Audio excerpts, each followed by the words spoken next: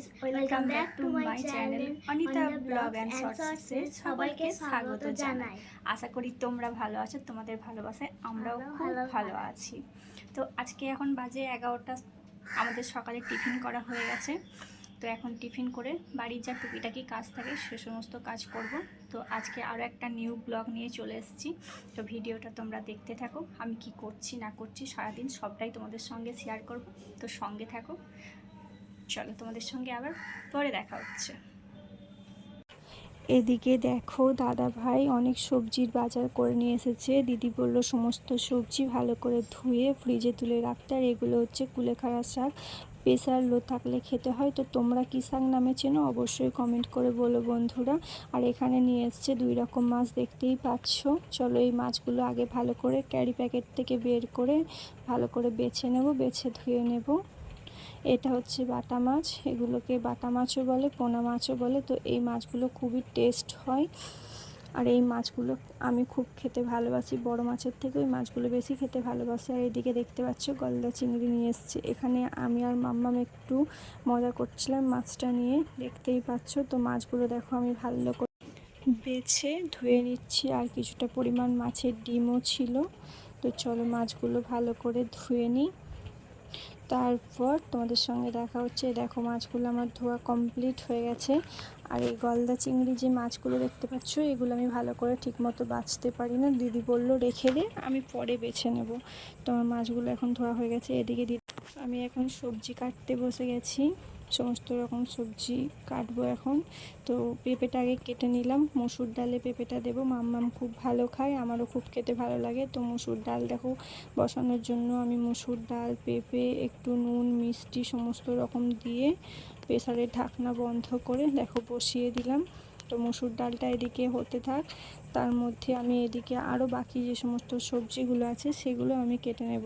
চলো বন্ধুরা সবজিগুলো কাটি, তোমরা ভিডিওটা কন্টিনিউ করতে থাকো, অবশ্যই স্কিপ না করে। আশা করি তোমাদেরও খুবই ভালো লাগবে। আর দিদি দেখো সমস্ত মাছগুলো ভালো করে নুন হলুদ মাখিয়ে রেখে দিচ্ছে।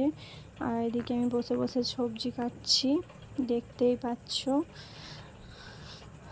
তো সবজিগুলো আমি কেটে নিই, তারপর তোমাদের দেখাচ্ছি কি কি সবজি আমি কেটেছি।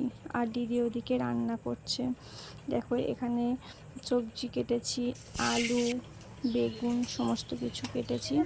এদিকে দেখো দিদি রান্নাও বসিয়ে দিয়েছে, বেগুন দিয়ে আলু দিয়ে একটা সবজি বানাবে। আমের চাটনিও হয়ে গেছে। আর এদিকে কিছু মশলা আমি রেডি করে নিচ্ছি, গলদা চিংড়ির মালাইকারি করব। এখানে দেখো মশলাগুলো সমস্ত আমি ছাড়িয়ে নিয়েছিলাম আগের থেকেই। তো আমি এগুলো এখন রেডি করে নিচ্ছি, মিক্সিতে গ্রাইন্ড করে নিচ্ছি। আর গলদা চিংড়ি রেসিপি যদি তোমরা দেখতে চাও আমি অবশ্যই দিয়ে দেব। হয়ে গেছে মোটামুটি। দেখো এদিকে দিদি সবজি রান্না করছিল, দিদি সমস্ত রান্নাগুলোই করছিল। আমি একটা রান্না করব, সেটা হচ্ছে গলদা চিংড়ি রেসিপিটা। তো দেখো দিদি রান্না করছে, সব দেখতে দেখো। তো কালকে নিয়ে আসতে পারছি ভাতটা ব্যাপার হয়ে গিয়ে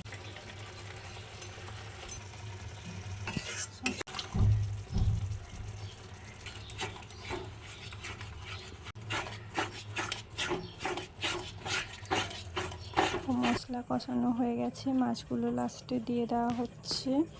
তো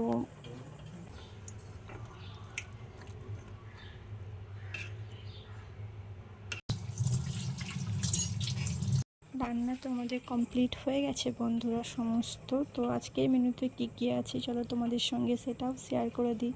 ভাত আছে, মাছ ভাজা আছে, মাছের ডিমের বড়া ভাজা আছে, এদিকে আলু, বেগুন, উচ্ছে সমস্ত রকম উপকরণ দিয়ে একটা শুক্তো বানানো হয়েছে, মসুর ডাল আগেই তো তোমাদের দেখিয়েছি, আছে আমের চাটনি আর চিংড়ি মাছের মালাইকারি। সমস্ত তোমাদের মেনুটা শেয়ার করে দিলাম, দেখতেই পাচ্ছ বন্ধুরা তোমরা। এই দেখো থালাতে সাজানো হয়ে গেছে। তো খাওয়া দাওয়ার পর তোমাদের সঙ্গে আবার দেখা হচ্ছে বন্ধুরা। তো এখন আমি দেখতেই পাচ্ছ রেডি হয়ে বেরিয়ে গেছি, একটা জায়গায় যাওয়ার ছিল, রেডি হয়ে বেরিয়ে গেছি, দেখতেই পাচ্ছ। তো বাড়ি ফিরে চলে এসেছি। এখন আমি রেডি হয়ে মাসিমণির বাড়ি চলে গেছি। এদিকে দেখো মাম্মাম, আর এটা হচ্ছে আমার মাসিমণির ছেলের মেয়ে, মানে হচ্ছে আমার ভাইজি হচ্ছে। দেখো দুজনে কেমন খেলা করছে।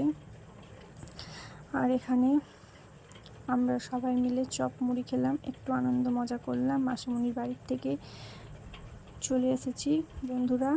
বাড়ির থেকে আস্তে আস্তে রাত হয়ে গেছিলো। এসে দেখো আমি আর মাম্মাম কর্ন আইসক্রিম নিয়ে বসে গেছি। তো এই ছিল আজকের ভিডিওটা কেমন লাগলো অবশ্যই কমেন্ট বক্সে কমেন্ট করে জানাতে ভুলো না। অবশ্যই বন্ধুরা ভালো লাগলে like, comment, share and subscribe করে পাশে থেকেও। দেখা হচ্ছে নেক্সট ভিডিওতে।